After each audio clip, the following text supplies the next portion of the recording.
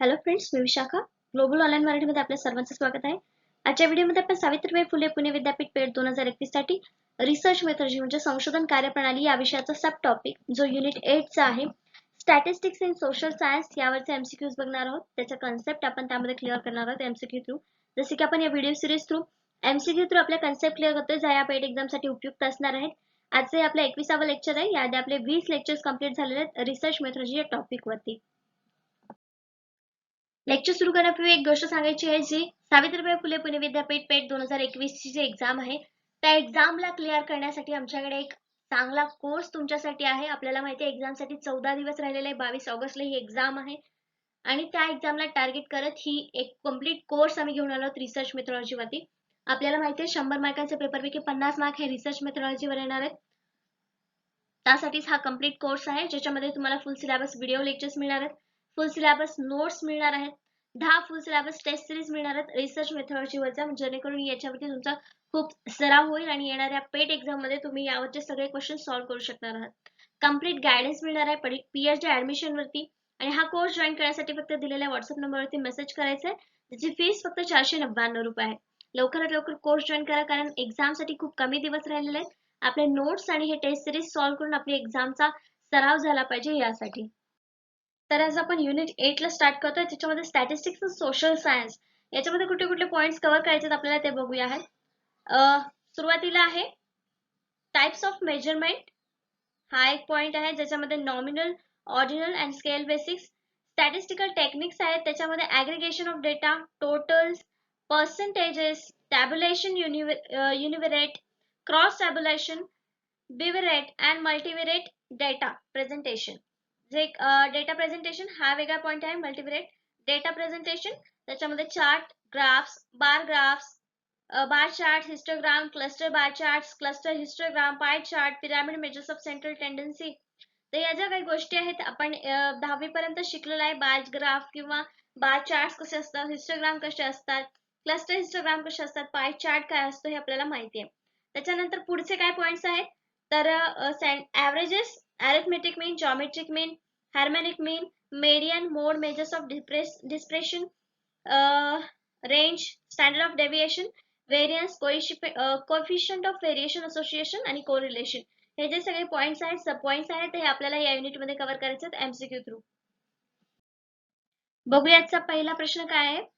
Simple of the following values is used as a summary measure for sample such as a sample mean. खालीलपैकी कोणती मूल्ये नमुन्यासाठी सारांश मापन म्हणून वापरली जातात, जसे की नमुन्याचे मीन, मोड, मेडियन मधलं मीन.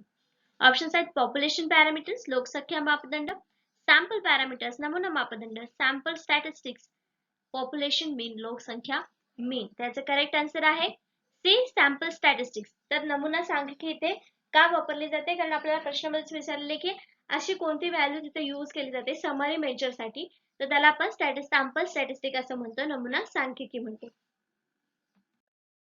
अ sample is a just part of population. आपल्याला हे माहिती आहे की आपण सॅम्पल्स हे कशामधून निवडतो, तर आपल्या पॉप्युलेशन मधूनच निवडतो. For example, let's say your population was every American and you wanted to find out how much the average person earns.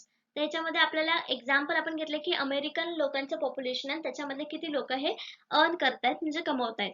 Time and finances stop you from knocking on your door in America. So you choose to ask 1000 random peoples. तर ह्याच्यामध्ये आपण काय ठरवलं की 1000 लोकांना आपल्याला विचारायचंय, sample म्हणून निवडायचे. दिस 1000 पीपल इज युअर सॅम्पल. तर सगळ्या लोकांमधून फक्त आपण 1000 लोक निवडले, हे आपलं काय आहे, तर हे आपले सॅम्पल्स आहेत आपल्या रिसर्च साठी. When you have your sample you will get some kind of statistic. जेव्हा आपण एखादा सॅम्पल घेतो, सॅम्पल जेव्हा ठरलं आपलं, हे आपलं 1000चं सॅम्पल ठरलेलं आहे, मग त्यातून आपल्याला ते काय मिळालेलं आहे, स्टॅटिस्टिक मिळालंय. तर किती टक्के लोकांमधले 1000 लोक आपण घेतलेले, म्हणजे यातून एक जे काय आन्सर मिळेल ते आपलं स्टॅटिस्टिकच असणार आहे ना. A statistic is a really just a piece of information. In this example average earnings. त्याच्यामध्ये आपण काय घेतलेलं आहे, ते ॲव्हरेज अर्निंग्स घेतलेलं, म्हणजे स्टॅटिस्टिक काढतोच आहे आपण इथं. When your statistical information like an average, median or some other kind of statistics come from fraction of data or the part of population, it's called a sample statistic. तर इथे त्यांनी definition दिले sample statistic ची, आणि sample statistics आपला answer आलं होतं. ते का आलं होतं, की तुम्ही कसल्याही प्रकारचा ॲव्हरेज, मीडियन किंवा काही इन्फॉर्मेशन जेव्हा घेता कॅल्क्युलेशनसाठी, तेव्हा ते एक स्टॅटिस्टिकल इन्फॉर्मेशन असते आणि ते एका फ्रॅक्शन डेटामधून आलेली असते. तर त्याला आपण काय म्हणतो, सॅम्पल स्टॅटिस्टिक. म्हणून आपल्याला पण इथे विचारलं होतं की सॅम्पलच्या कॅल्क्युलेशन मधून मीन येत आहे, तर त्याला आपण काय म्हणू शकतो, त्याला आपण सॅम्पल स्टॅटिस्टिक असं म्हणू शकतो. नेक्स्ट क्वेश्चन बघतो आपण सेकंड नंबरचा.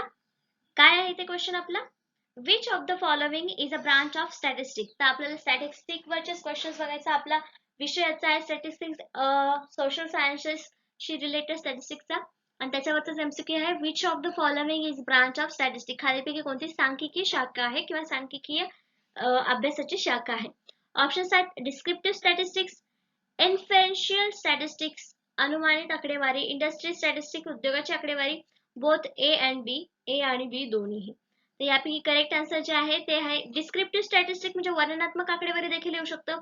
एखाद्या पॉप्युलेशनचं वर्णन करायचं आहे आणि त्यातून सगळे जी आकडेवारी आपण देणार आहे तर ते डिस्क्रिप्टिव्ह असणार आहे, म्हणजे डिस्क्रिप्टिव्ह स्टॅटिस्टिक येतं. आणि इन्फेरेन्शियल स्टॅटिस्टिक म्हणजे अनुमानित आकडेवारी असते. तर ते सगळे दोन्हीचे आहेत, तर स्टॅटिस्टिक्सच्या ब्रांच आहेत. मग आपल्या इथे करेक्ट आन्सर काय आहे ना, म्हणजे ऑप्शन ए आणि ऑप्शन बी दोन्ही असणार आहे, म्हणजे करेक्ट आन्सर इथे आपल्याला डी मिळणार आहे. मग correct option D, both A and B. What are the descriptive statistic. आता ह्या दोन ब्रांच आहेत, पण या दोन्हीमध्ये काय स्टॅटिस्टिक्स असतं ते बघूया आपण. What are the descriptive statistic. Descriptive statistic are a brief descriptive coefficient that summarize a given data set. तर जो काही आपल्याकडे डेटा सेट दिलेला आहे त्याच्यामध्ये आपण डिस्क्रिप्शन करून तो डेटा समोर आणत असतो, तर त्याला आपण डिस्क्रिप्टिव्ह स्टॅटिस्टिक म्हणतो. Which can be either a representation of the entire or sample of the population. मग हे काय असू शकतं, त्या पॉप्युलेशनचं माहिती किंवा आपण निवडलेल्या सॅम्पलची माहिती तिथे असू शकते. Entire or sample. Descriptive statistics are broken down into the measures of central tendency and measure of variability. तर याच्यामध्ये दोन स्टॅटिस्टिक्स मध्ये येतात, जे आहेत मेजर ऑफ सेंट्रल टेंडन्सी आणि दुसरं येतं मेजर ऑफ व्हेरिएबिलिटी. नेक्स्ट आहे विथ इन्फरेन्शियल स्टॅटिस्टिक. आता हे मिळालं आपल्याला की डिस्क्रिप्टिव्ह स्टॅटिस्टिक म्हणजे काय आहे, तर आता आपल्याला बघायचं आहे इन्फरेन्शियल स्टॅटिस्टिक म्हणजे काय. You are trying to reach conclusion that extended beyond the immediate data alone. जो काही आपला डेटा आहे त्याच्या बियॉन्ड आपल्याला कन्क्लुजन निष्कर्ष काढायचा आहे. For instance we use inferential statistic, म्हणजे त्याच्यासाठी आपण काय करतो, अनुमानित सांख्यिकी तिथे वापरतो, की म्हणजे अंदाज लावू शकतो आणि त्याच्यावरून अंदाजे आपण तिथे आकडेवारी देत असतो, त्याला आपण इन्फरेन्शियल स्टॅटिस्टिक असं म्हणू शकतो. We use inferential statistics to try to infer from the sample data what our population might think. तर पॉप्युलेशन काय विचार करत त्याच्यावरून आपण सॅम्पल डेटावरून ते अनुमानित करतो. और we use inferential statistics to make judgments of the probability that an observed difference between groups is an dependable one or one that might have happened by chance in this study. Thus, we use inferential statistics to make inference from our data to more general conditions. तर आपले जे conditions आहेत किंवा जो आपल्याला data गोळा केलेला आहे त्याच्यातून आपण इन्फरेन्शियल स्टॅटिस्टिकचा अंदाज बांधतो. म्हणजे अनुमानित स्टॅटिस्टिक म्हणजे काय, तर आपण एक अंदाज बांधतो की हा या आकडेवारीपर्यंत इतके इतके लोक त्याच्यामध्ये असू शकतील, जो आपल्याला डेटा मिळालेला आहे त्याच्यावरून. तर हा अंदाज किंवा अनुमानित स्टॅटिस्टिक हा देखील एक ब्रांच आहे सांख्यिकीची स्टॅटिस्टिक्सची. We use descriptive statistics simply to describe what's going in our data.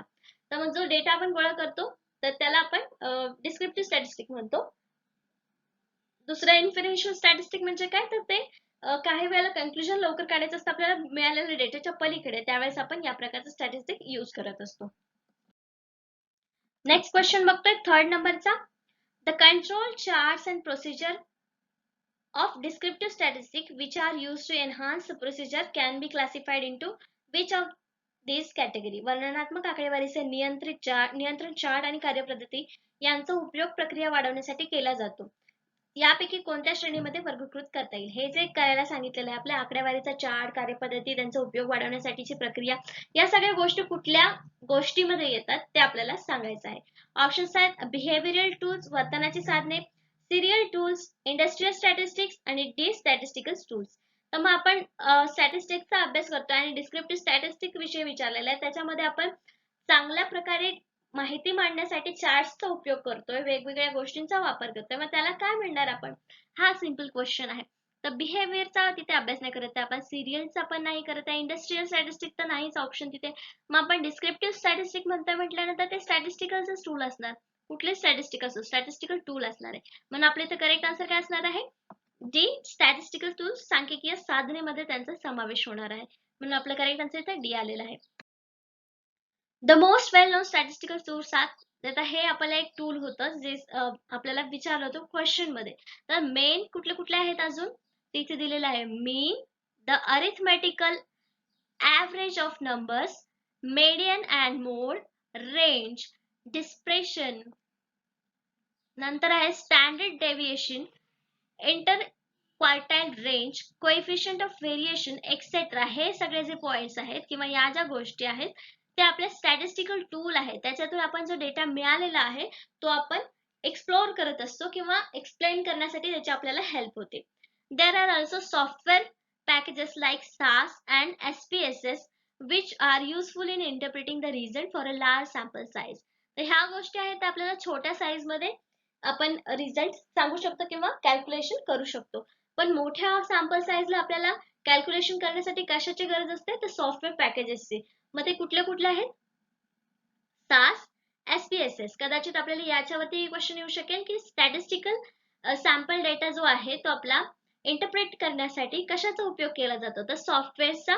पण सॉफ्टवेअर्स कुठले यूज केले जातात, SAS किंवा SPSS. The data and the use of statistics provide the tool to decide. हे काय करतात, डेटा कशासाठी यूज होतो आपला, data and the use of statistics provide the tool to decide. It gives a solid foundation on which to basis decision, big or small. मग ह्याच्यावरती काय असतं, जो डेटा आपण गोळा केलेला असतो फक्त त्याच्यावर आपण निर्णय देऊ शकत नाही. जेव्हा आपलं सगळे कॅल्क्युलेशन होतं, स्टॅटिस्टिक आपलं कम्प्लीट होतं, त्याच्यानंतर मग आपले डिसिजन्स घ्यायचं आपण ठरवतो, बिग असो किंवा स्मॉल असो, म्हणजे छोटे असो किंवा मोठे असो. It is extremely important to researchers to know what statistic they want to use before they collect their data. हा, सगळ्यात महत्त्वाचं आपल्याला काय असतं की आपल्याला डेटा कसला कलेक्ट करायचा, आपल्याला स्टॅटिस्टिक नेमकं कशाचं पाहिजे हे आपल्याला क्लिअर पाहिजे. Otherwise data may be collected that is unusable. नाही तर मग काय होऊ शकतं, जो डेटा आपल्याला गरजेचाच नाहीये किंवा डेटा गोळा करून झाल्यावर कळलं की यातला फक्त एवढाच डेटा उपयोग येतो, बाकी त्याचा उपयोगच नाही, असं झालं तर आपला वेस्ट ऑफ टाइम आहे. जो डेटा आहे तो अनयुजेबल असणार आहे. म्हणून इथे आपल्याला काळजीपूर्वक डेटा कुठला निवडायचा हे पूर्वीच ठरवून नंतरच त्याच्यावरती काम करावं लागतं. नेक्स्ट क्वेश्चन बघतो आपण 4th नंबरचा. Which of the following can also be represented as a sample statistics. सुरुवातीला एक क्वेश्चन गेला आपला, ज्याचा आन्सर आपण दिलं होतं सॅम्पल स्टॅटिस्टिक म्हणून. आता याच्यावरती आपल्याला वेगळा क्वेश्चन आलेला आहे. खालीलपैकी कोणते नमुना आकडेवारी म्हणून दर्शवले जाऊ शकतात. ऑप्शन्स आहेत लोअर केस ग्रीक लेटर्स, लोअर केस ग्रीक अक्षर, Roman letters, associated Roman alphabet, संबंधित रोमन वर्णमाला, अप्पर केस ग्रीक लेटर्स. तर यापैकी कुठला सॅम्पल स्टॅटिस्टिक आपण दाखवू शकतो, तर करेक्ट आन्सर आहे बी, रोमन लेटर्स. रोमन अक्षरे जे आहेत ते आपण रिप्रेझेंट करू शकतो सॅम्पल स्टॅटिस्टिकला. हे आपल्याला लक्षात ठेवायचं, याचं एक्सप्लेनेशन नाही, पण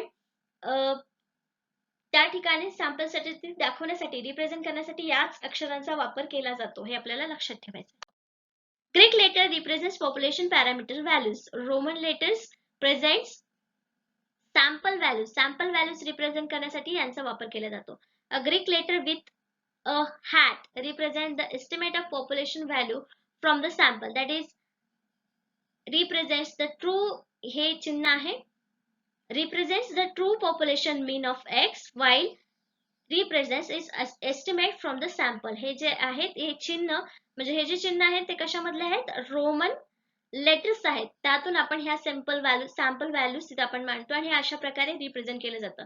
म्हणून आपल्याला लक्षात ठेवायचं की सॅम्पल स्टॅटिस्टिक्स मध्ये रोमन लेटर्सचा वापर केला जातो हे सगळ्या व्हॅल्यूज रिप्रेझेंट करण्यासाठी. नेक्स्ट क्वेश्चन बघतो आपण 5th नंबरचा. To which of the following options do individual respondents, focus groups and panels of respondents belongs.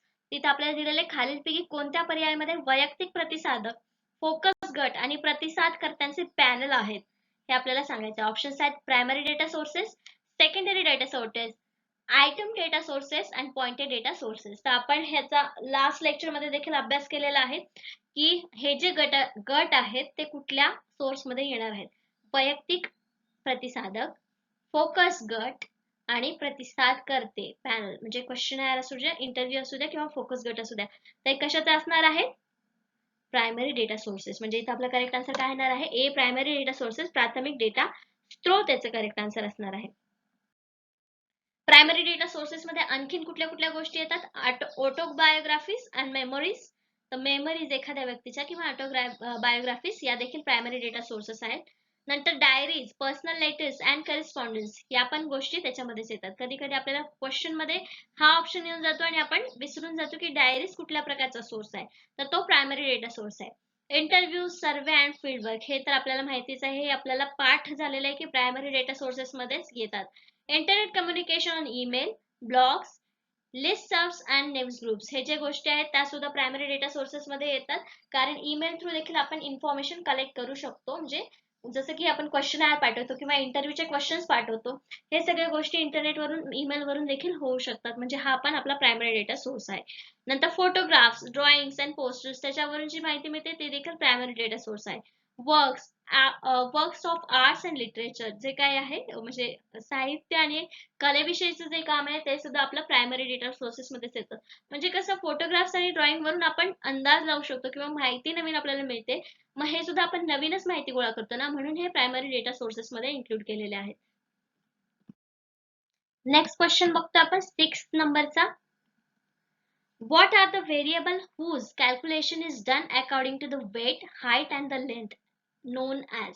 कोणत्याही व्हेरिएबल्सची गणना केली जाते, त्यांची गणना वजन, उंची आणि लांबीनुसार केली जाते. हे सगळ्या गोष्टी आपण लक्षात ठेवून त्यांची गणना केली जाते. त्यांना काय म्हणतात? ऑप्शन्स आहेत flowchart variables, discrete variables, continuous variable आणि मेजरिंग व्हेरिएबल्स. फ्लोचार्ट विसंगत, सतत, चल मोजणे मेजरिंग.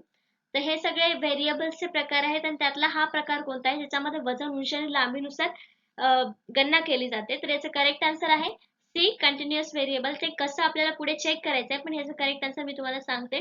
ते आहे कंटिन्युअस व्हेरिएबल म्हणजे सतत चल. A continuous variable is a specific kind of quantitative variable used in a statistic to describe data that is measurable in some way. तर इथे काय सांगलेलं कंटिन्युअस व्हेरिएबल काय आहे की कुठल्याही व्हेरिएबल म्हणजे असं मोजता येण्यासारखा व्हेरिएबल जर असेल तर तो कंटिन्युअस व्हेरिएबल मध्ये येणार आहे. तो क्वांटिटेटिव्ह मधला एक प्रकार आहे. क्वांटिटेटिव्ह व्हेरिएबल डेटा मधला प्रकार आहे. स्टॅटिस्टिक मध्ये यूज केला जातो डेटा डिस्क्राइब करण्यासाठी, जो कसाही मोजला जाऊ शकतो. If your data deals with the measuring height, weight, time, then you have a continuous variable. जर तुमचा जो डेटा आहे टाइम, हाईट म्हणजे उंची, वजन याविषयी जर काही माहिती देत असेल तर तो एक कंटिन्युअस व्हेरिएबल आहे असं आपण म्हणू शकतो. A variable is set to be continuous if it can assume an infinite number of real values.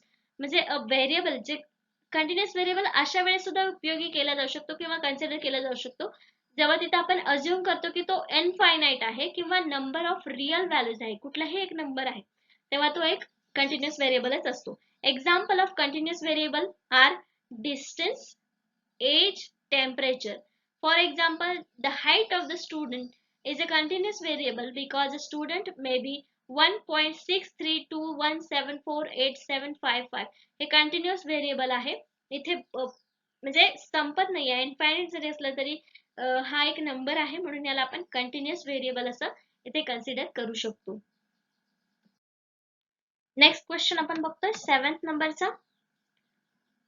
Which method used to examine inflation rate anticipation, unemployment rate and capacity utilization to produce products? महागाई दराचा अंदाज, बेरोजगारी दर आणि उत्पादने तयार करण्यासाठीची क्षमता वापर करण्यात तपासण्याची कोणती पद्धत वापरली जाते? तर या काही गोष्टी आहेत, याच्यामध्ये मोजण्यासाठी कुठली पद्धत वापरली जाते? ऑप्शन्स आहेत डेटा एक्सपोर्टिंग टेक्निक्स, डेटा निर्यात करण्याचे तंत्र, डेटा इम्पोर्टिंग टेक्निक्स, डेटा आयात करण्याचे तंत्र, फॉरकास्टिंग टेक्निक, पूर्वानुमान तंत्र, डेटा सप्लाय टेक्निक्स, डेटा पुरवण्याचे तंत्र. तर ही एक नवीन कन्सेप्ट आहे, पण याचं करेक्ट आन्सर आहे सी, फॉरकास्टिंग टेक्निक. तर त्या गोष्टीला आपण काय म्हणतो? फॉरकास्टिंग टेक्निक, पूर्वानुमान तंत्र असं म्हणतो. तर ते कसं ते आपण बघूयात. Forecasting is a technique that uses historical data as input to make informed estimates that are predictive in determining the direction of future trends. तर त्यांनी आपल्याला बेरोजगारीचा अंदाज घ्यायला सांगितलेला आहे किंवा एखाद्या गोष्टीचं उत्पादन करण्याची क्षमता किती याचा अंदाज घ्यायला आहे. मग आपल्याला सुरुवातीला काय करावं लागेल की आधी त्यांनी किती उत्पादन केलं होतं, आधीचा बेरोजगारी दर काय होता, आधीची एम्प्लॉयमेंट किती होती, या सगळ्या गोष्टींचा आपण अभ्यास करतो आणि नंतर पुढे मग त्याचा अंदाज लावून त्याच्या कॅपॅसिटी किती आहे हे सगळं आपण मोजत असतो. म्हणजे या प्रकारे या टेक्निकने ते मोजत असतो. मग त्या टेक्निकला काय म्हणतो आपण? Forecasting technique. तर हे आपल्याला याच्यात सांगितलेलं आहे. Business utilise forecasting to determine how to allocate their budgets और plan for anticipated expense and upcoming period of the time. तर बिझनेसमध्ये या प्रकारचं टेक्निक आपण वापरत असतो, कारण मागच्या वेळेस आपल्याला किती बिझनेसमध्ये फायदा झालाय, किती तोटा झालेला आहे, कुठलं बजेट आपण दिलं होतं, ते बजेट व्यवस्थित होतं की नाही, हे सगळं आपल्याला मागच्या गोष्टीवरून पुढच्या फ्युचरच्या गोष्टीसाठी प्लॅनिंग करण्यासाठी किंवा पुढचा एक्सपेन्स आपल्याला काढण्यासाठी त्याचा वापर करावा लागतो. त्या टेक्निकला फॉरकास्टिंग टेक्निक म्हणतात.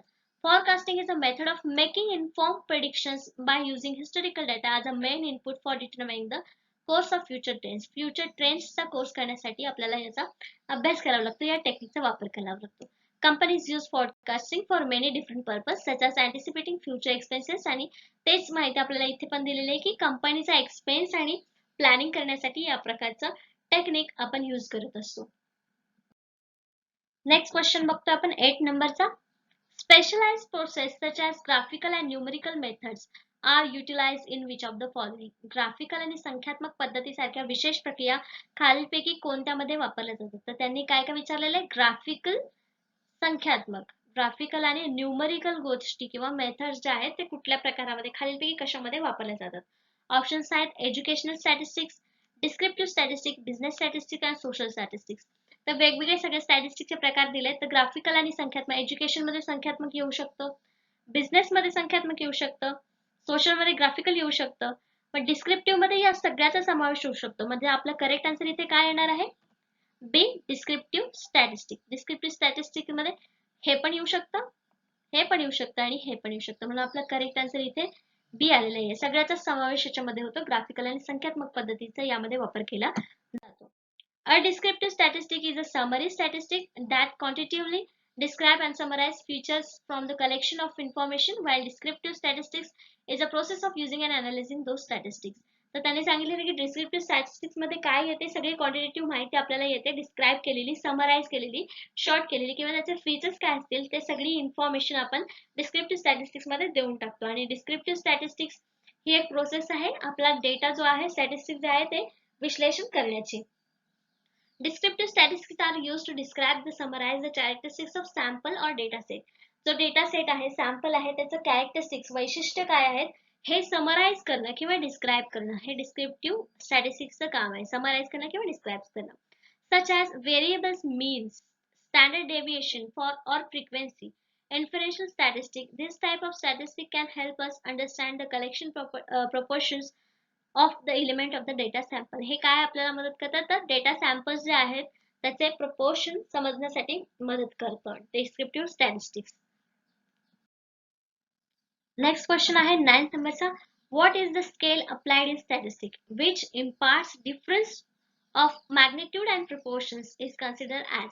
आकडेवारीमध्ये कोणते प्रमाण लागू केले जाते ते परिमाण आणि प्रमाणामध्ये फरक देते असे मानले जाते. म्हणजे जे काही गोष्टी आहेत स्टॅटिस्टिक मध्ये ते आपल्याला स्केल्स मध्ये, आकडेवारीमध्ये पण प्रमाण वेगळं वेगळं लागू करतं, आणि परिमाण जे काही आन्सर्स आहेत किंवा आपलं उत्तरे येत आहेत गणितांनी किंवा कॅल्क्युलेशन्सनी त्याच्या प्रमाणामध्ये देखील फरक देतं. तर या सगळ्यांना काय मानलं जातं?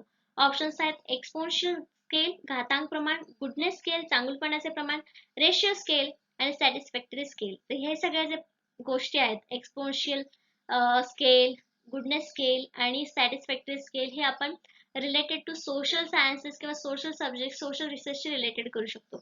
पण हे जेव्हा स्टॅटिस्टिक्स रिलेटेड असतं तेव्हा ते एक रेशिओ स्केल आपण त्याला म्हणतो, एक प्रमाण त्याला म्हणतो. म्हणून याचं करेक्ट आन्सर इथे सी आहे. रेशिओ स्केल, प्रमाण याला आपण म्हणतो, जे आपल्याला सगळ्या कॅल्क्युलेशन्स मध्ये, आकडेवारीमध्ये प्रमाण लागू करून देते किंवा परिमाण आणि प्रमाणामध्ये फरक देते. Ratio scale. आता रेशिओ स्केल म्हणजे काय नेमकं समजून घ्यायचंय. A ratio scale is a most informative scale as it tends to tell about the order and the number of the object. तर रेशिओ स्केल नेमकं आपल्याला काय सांगते? Order and the number of the object between values of the scales. The most common example of this scales are height, money, age, weight scale. तर आपल्याला याच्यामध्ये ratio scale नेमकं काय सांगतं? एखादा नंबर ऑर्डर आहे आणि नंबर आहे त्यांच्यामधला फरक किंवा व्हॅल्यू मधला फरक हे सांगण्याचं काम आपल्याला रेशो स्केल करतं. आणि एक्झाम्पल काय आहे तर हाईट, मनी, एज, वेट. जसं की इथं म्हणतो आपण दोन मुलांचं उदाहरण घेतो की याची हाईट एवढी आहे त्याची हाईट एवढी आहे, तर दोघांचा रेशो आपण काढू शकतो. हे सगळं रेशो स्केलनुसार चालत असतं. A ratio scale is quantitative scale where there is a true zero and the equal intervals between neighboring points. तर याच्यामध्ये आपल्याला रेशो स्केल ही कशाशी रिलेटेड, क्वांटिटेटिव्ह स्केलशी रिलेटेड आहे. There is a true zero and equal intervals between neighbors points. Unlike on an interval scale, a zero on a ratio scale means there is a total absence of the variables you are measuring. तर zero पासून start होतात आणि zero म्हणजे काय, तिथं variables अजिबात नाही. Absence of variables. Length, area and the population are the examples of ratio scale. तर ह्याच्यामध्ये देखील आपण रेशिओ स्केलचा वापर केला जातो असं आपण सांगू शकतो. नेक्स्ट क्वेश्चन बघतोय आपण 10 नंबरचा. Review of performance appraisal, labour turnover rates, planning of incentives and training program are the example of which of the following. कामगिरी मूल्यांकनाचा आढावा. इथे पण आपण स्टॅटिस्टिक यूज करणार आहे. काय काय घेतलंय तर परफॉर्मन्स अप्रायझल, नंतर टर्नओव्हर घेतलाय, कामगार उलाढीचे दर, प्रोत्साहनाचे नियोजनाचे प्रशिक्षण कार्यक्रम. यापैकी खालीलपैकी कोणत्या गोष्टीचे उदाहरण आहेत. तर हे पण आकडेवारीच आहे, याच्यामध्ये पण आपल्याला मॅनेजमेंटच करायचं आहे. पण यापैकी करेक्ट आन्सर कोणता आहे ज्याच्यामध्ये या सगळ्याला आपण म्हणतो. ऑप्शन्स आहेत statistic in production, statistic in marketing, statistics in finance, statistics in personal management. त्याचे करेक्ट आन्सर काय येणार आहे. करेक्ट आन्सर आहे D, statistical in personal management, कर्मचारी व्यवस्थापनातील आकडेवारी ज्याला आपण म्हणतो. का तर याच्यामध्ये आपण सगळं कामगारांशी रिलेटेड त्यांनी विचारलेल्या गोष्टी की परफॉर्मन्स अप्रायझल म्हणजे कामगार जे काम करतात त्यांच्या परफॉर्मन्सचा अप्रायझल करायचं आहे. त्याच्यानंतर त्यांचं टर्न ओव्हर कसं आहे, रेट काय आहे, तो सगळा अभ्यास करायचा आहे. मग ह्याला काय म्हणतात, हे एक प्रकारचं स्टॅटिस्टिक्स आहे, पण या प्रकाराला काय म्हणतात, ही उदाहरणं कशाची आहेत तर ती आहेत पर्सनल मॅनेजमेंट, कर्मचारी व्यवस्थापनातील आकडेवारी याला आपण असं म्हणतो. म्हणजे करेक्ट आन्सर डी आलेला आहे. The statistics help to understand, capture and predict the randomness of our world. The main statistic काय करतं आपल्याला की जगाबद्दल किंवा रँडमनेस बद्दल जगाच्या सगळ्या माहिती सांगण्यासाठी आपल्याला हेल्प करतं statistics. It can reduce risk by estimating uncertainties and several hidden aspects in day to day HR process. तर ह्या सगळ्या गोष्टी कशामध्ये होतात, आपल्या डेली HR प्रोसेस मध्ये देखील गोष्टी होत असतात. Statistical analysis provides a framework for organizing data. तर हे अनालिसिस काय करतं, अजून तर एक फ्रेमवर्क देतं आपल्याला कुठलाही डेटा ऑर्गनाइज करण्यासाठी, डेटा विश्लेषण करण्यासाठी आणि examining business problems in a logical and systematic way. तर जे बिझनेस मधले प्रॉब्लेम्स आहेत ते सुद्धा समजण्यासाठी, त्याला तर्क लावण्यासाठी सिस्टमॅटिक वे आपल्याला स्टॅटिस्टिक्स देत असतात. With the tremendous strides in the computer technology that have taken place. त्याच्यामध्ये टेक्नॉलॉजीने सुद्धा जागा घेतलेली आहे. जसं की आपण सॉफ्टवेअर बघितले SAS आणि SPSS, हे या प्रकारचे सॉफ्टवेअर्स आहेत जे आपल्याला स्टॅटिस्टिक अनालिसिस करण्यासाठी मदत करतात, जे बिझनेस मध्ये आपल्याला उपयोग येतात. Business have a greater access to and more data than ever before. तर ह्याच्यामध्ये आपल्याला स्टॅटिस्टिकल डेटा प्रोव्हाइड करून आपल्याला त्याच्यावरती म्हणजे फ्युचर प्लॅन बनवण्यासाठी आपल्याला स्टॅटिस्टिक्स मदत करतं. ही बिझनेस बद्दलची इन्फॉर्मेशन का होती, कारण आपला लास्ट क्वेश्चन जो होता तो होता की कर्मचाऱ्यांच्या विषयी मॅनेजमेंट स्टॅटिस्टिक जे उदाहरण होतं ते याच्यावरती रिलेटेड होतं, म्हणून आपण घेतलं होतं. तर अशा प्रकारे आजचे आपले 10 प्रश्न आणि त्यावरचे 10 कन्सेप्ट आपण इथे क्लिअर केलेले आहेत. नेक्स्ट लेक्चर मध्ये आपल्याला याच युनिटवरचे 10 MCQs बघायचे आहेत आणि कन्सेप्ट देखील क्लिअर करायचे आहे. होपफुली स्टॅटिस्टिक विषय तेवढा अवघड आपल्याला वाटला नाही पाहिजे, म्हणून आपण हे छोटे छोटे कन्सेप्ट आधी सुरुवातीला घेऊ, नंतर कॅल्क्युलेशन्स वाले आपण बघूया. आजच्या सेशनसाठी धन्यवाद.